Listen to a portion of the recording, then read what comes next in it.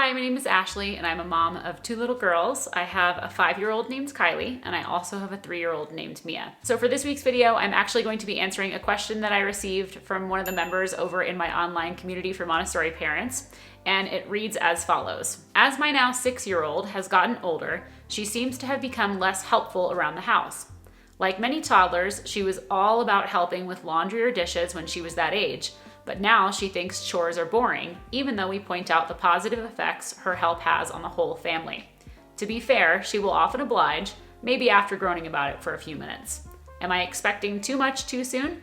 When and how do we teach responsibility to slightly older kids? Do we still follow the child of this age if they just want to play all day?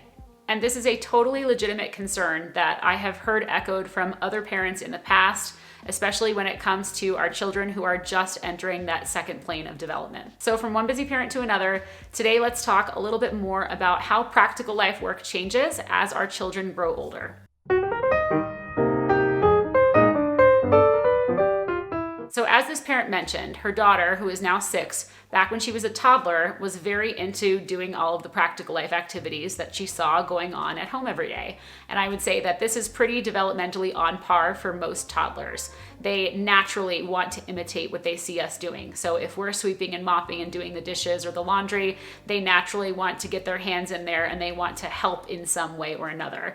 It helps them to feel like valuable, contributing members of the family. And they're just excited. Everything is new for them. So toddlerhood is actually the perfect time to really capitalize on this stage of their development and to begin instilling in them those values that they do have skills that they can use to contribute to the family in a very helpful and meaningful way. Now, as parents, we always have to remember that in the toddler years, it is most definitely all about the process and not the end product. So your child is more interested in the actual action of pulling silverware out of the dishwasher and bringing them to the cupboard where they know they belong and putting them back to the best of their ability. They're interested in actually digging through the laundry and trying to find that matching sock. They are not interested in having everything perfectly stacked at the end or having the laundry perfectly folded. They could care less about that. It is all about the process. And so we want to give them as many opportunities as possible to practice, because the more they practice, the better they're going to get at it over time. And honestly, this still holds true all the way through the toddler years into preschool and maybe even all the way up to kindergarten, depending on your child, as they refine their skills, as they gain more and more experience in doing that same task over and over again. And eventually their attention will start to shift to what the end product looks like. And they will be a little bit more careful and detail-oriented in the actual process itself, so that their end product does start to look a little bit more like what you would hope it looks like. But we've got to have patience through all of that. Now, babies and toddlers, all the way up to the age of 3 years old, they're in this stage of development that Dr. Montessori referred to as the unconscious absorbent mind, meaning that their brains are just like little sponges during this period. They're taking in all of this information from their environment without any filter whatsoever. It's kind of like they're just collecting all of the puzzle pieces. And then once they hit that 3-year mark, from 3 years to 6 years, they transition into this conscious absorbent mind, where they're now doing things with these pieces. They're actively going out into their environment and seeking activities that are going to help them make sense of all of this information that they gained in the first 3 years. And so it's at this point, when your child is doing practical life activities, that you will start to see a very obvious shift in the attention that they're giving to the actual process. So whereas in toddlerhood, your child may have made semi-haphazard attempts to match the socks together or to fold a cloth napkin or something, and not always been 100% successful with it, but they at least tried. Once they hit this conscious absorbent mind from 3 to 6, you're going to see them actually start to make sure that when they're folding those cloth napkins, the edges match up perfectly, as do the corners. Or when they're trying to match socks together, they're going to make sure that not only do they match, but they're also, mirror images of each other so that they can be perfectly folded. They're going to pay attention to these kinds of details. And in your head, you're really excited because you're like, yes, they finally got it. But then they start edging closer and closer to that 6-year mark, which actually marks the end of the first plane of development, which includes the unconscious and conscious absorbent minds. That period is over, and they start transitioning to the second plane of development, which is when a child's natural sense of order that they had in those first 6 years really starts to taper off quickly. This is when parents start to notice that their children don't really care where things go anymore, and they start leaving things all over the place, and they get a lot messier. And you're like, what happened to my child? But I would like you to rest assured that this too is a completely natural part of their development. And it's precisely at this stage that you may begin to notice, as the parent in my community did, that your child is starting to lose interest in doing some of these practical life activities that they were really excited about in the years previous. So what's a parent to do? Now, before we go any further, I do want to address the term chores, because I think that in order for us to be most effective in helping our child through this process, we need to have a mindset shift as a parent.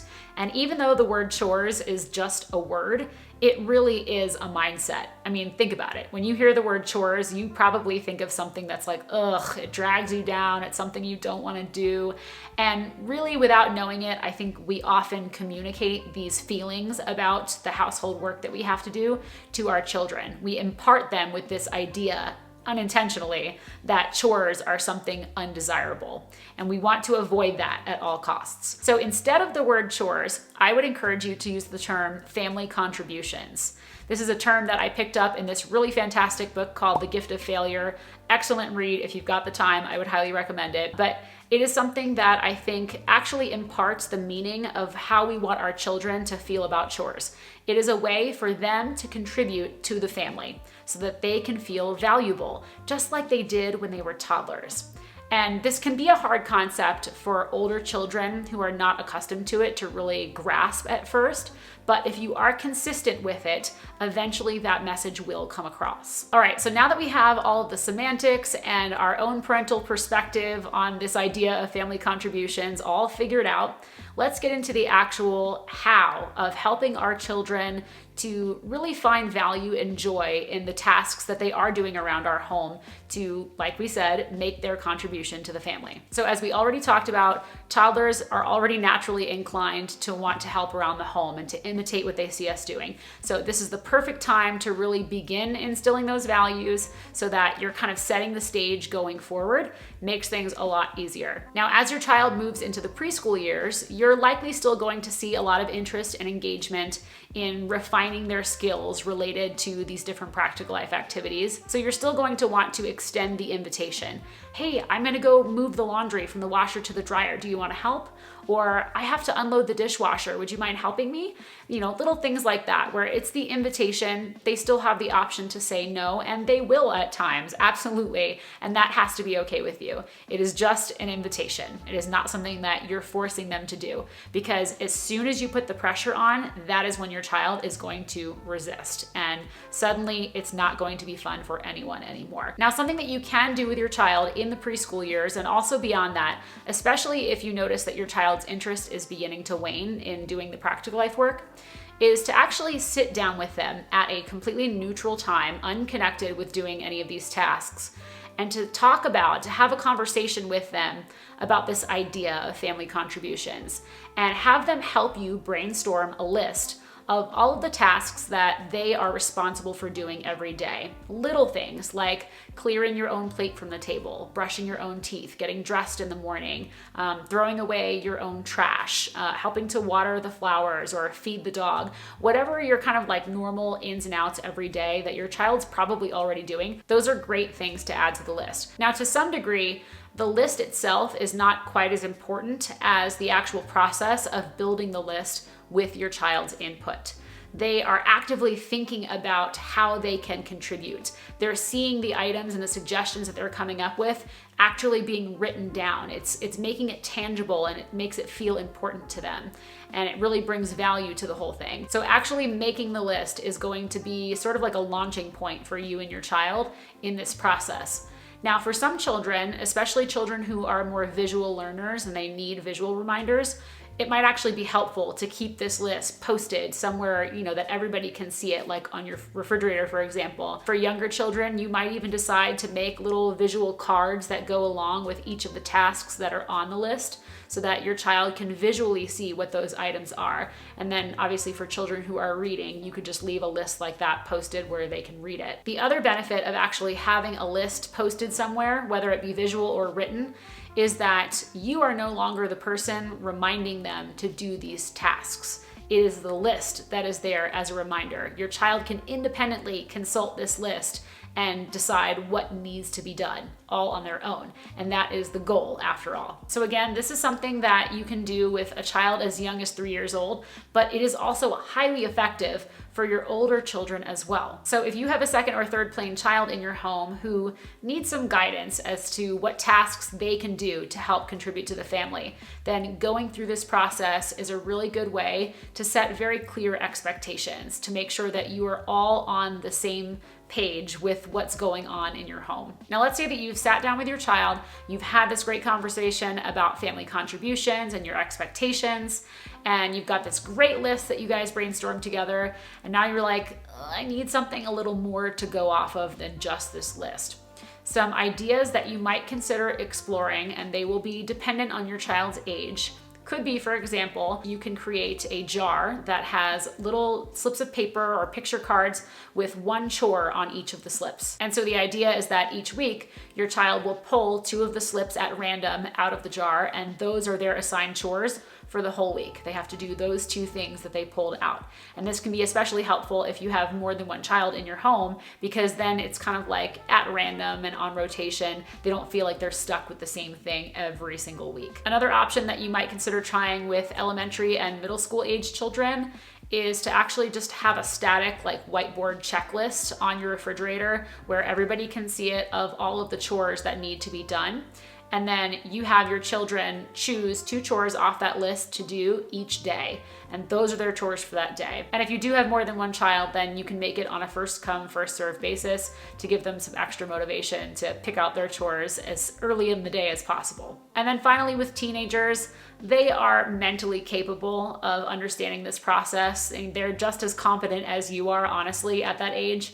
So treat them like an adult. Sit down, have a conversation with them about what needs to be done and what your expectations are, and involve them in actually coming up with a plan for how they intend to get these tasks done on a daily basis. Now, one of the key things to making sure that this whole process runs smoothly once you've got the system in place is to make sure that you first train them on how to do each of these tasks, especially if they've never done them before. So take the time to train them, but after that, get out of the way. Do not nag them, do not hover over them and watch and make sure they're doing it right. Don't correct them, don't punish them if there happens to be a spill or a break or some kind of an accident, because here's the thing.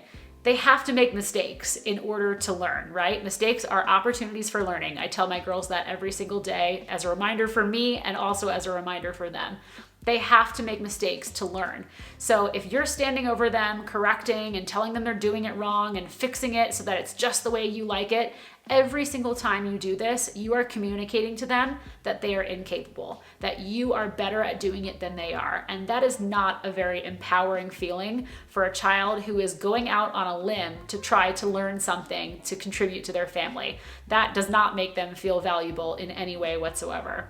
So as much as you can, bite your tongue, try not to fix their efforts, just say thank you when they're done and just go with it. You know, eventually with more practice, they will get better. You have to have that trust and faith that they will eventually get there, but you also have to give them opportunities to learn along the way. And if an accident does occur while they're completing their task, let's say they're unloading the dishwasher and they accidentally drop a plate and it breaks. That is not a time to punish your child. Not that we punish our children anyway as Montessori parents, but that's not a time to like jump on them and get upset about what has happened. It was an honest mistake. And so instead, your best response is just to be, you know, like, oh, you broke the plate. What do we need to do to fix that? And then empower them to go get the tools that they need to help remedy the situation. Obviously, if it is something dangerous like a broken plate and your child is on the younger side, you may want to help just for safety's sake. But for a slightly older child, they are completely capable of taking care of something like that on their own. Again, you just have to give them the opportunity to try. And finally, resist the temptation to become the nagging, reminding parent who is constantly on their child saying, you forgot to do this, or you still need to do that before you can do that. Try not to fall into that role, because in doing so, you're creating a dependency of your child on you that you are always going to remind them. And so therefore they don't have to think for themselves. They don't have to remember, because mom or dad is always going to be there to remind them if they forget. What you want to do is to create self-sufficiency. You want them to eventually, over time, get used to this idea that they're responsible. They need to remember these tasks. So let's say, for example, your preschooler's job is to remember to clear their plate after they're done eating. Whatever that looks like in your family, be it just bringing it to the sink or actually putting it into the dishwasher. But let's say that your preschooler has forgotten. She finished her meal and then hopped down off the table to go play and left her plate there. If that happens, do not pick up the plate. Leave the plate on the table, even if it has to sit there for hours. And then the next time a meal comes around, your child will get up onto the table, they're excited to eat, and they'll see what they left there. And that is their visual cue right there, without you even having to say anything, that they need to go clear their plate, or else they're not going to have space to eat at their spot at the table. So definitely keep that in the back of your mind at all times. And if you struggle with that, know that you're not alone. I know personally that is one of my biggest struggles, is to not, pick up when I see that something has been forgotten and to just leave it, because I'm naturally a very neat and organized person.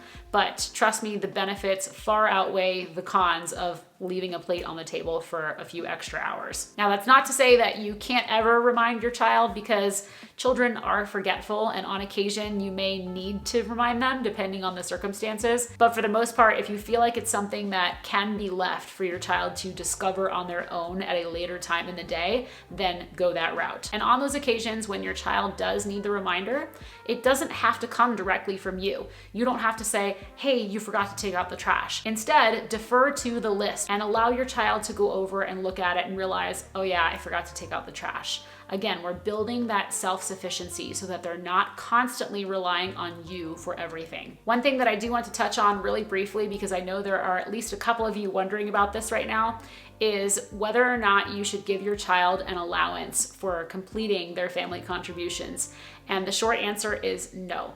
If you're going to give your child an allowance, the best way to do it is exclusively just for teaching them financial literacy. So they get a small allowance that is not tied to anything at all each week. So that's a whole separate topic in and of itself. But when we're talking about family contributions, you want to make sure that those are just general expectations, that everybody does them. It's just part of your daily life. They do not need to be paid for them. And you also don't want to pay your child for completing these tasks, because there is a ton of research out there now that shows that as soon as your child is offered an external reward for doing a task, like receiving an allowance, for example, it immediately sucks all the joy and fun and motivation out of doing it. Your child is no longer intrinsically motivated to complete that task. Instead, it's like, well, what do I get?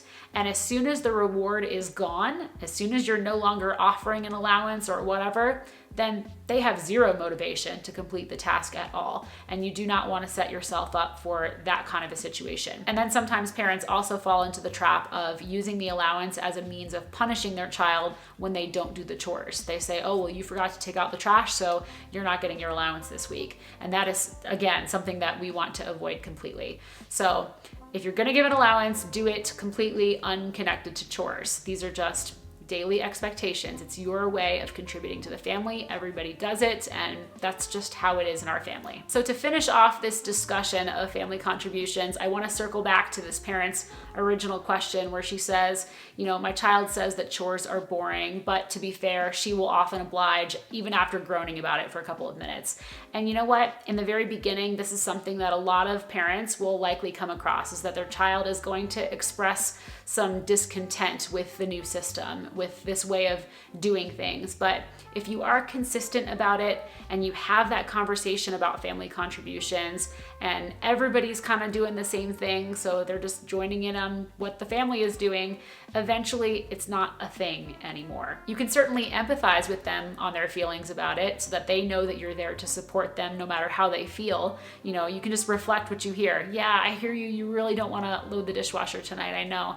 But at the end of the day, you're going to hold firm on that expectation because what your child needs from you is consistency. So the time to start teaching your child about responsibility in your home is now. It doesn't matter how old your child is, now is a great time to start if you have not already. I mean, if a toddler is capable of contributing to the family, then an older child is most certainly capable. It's just a matter of sitting down and having these conversations with them, getting these systems in place, and then being consistent with it. Okay, friends, so that is all I've got for you today on family contributions, otherwise known as chores. If you have anything to add to the discussion, then please leave those in the comments down below. If you're interested in learning more about Montessori at home or positive discipline parenting, then be sure to check out my new book called The Montessori Home: Create a Space for Your Child to Thrive. I also have several e-courses and an online community just for Montessori parents. And if you're looking for one-on-one support, I also offer live video consultations. So I will put links to all of those resources in the description box down below for you to check out. If you're new to my channel, then definitely be sure to check out my entire Montessori at Home playlist, which is aimed at providing practical tips and advice for busy parents like you and I for implementing Montessori at home with our children. And if that sounds like something that you're interested in watching more of, then you might consider subscribing to my channel. This way you don't miss a new video. Thanks so much for watching, and I'll see you next time. Bye.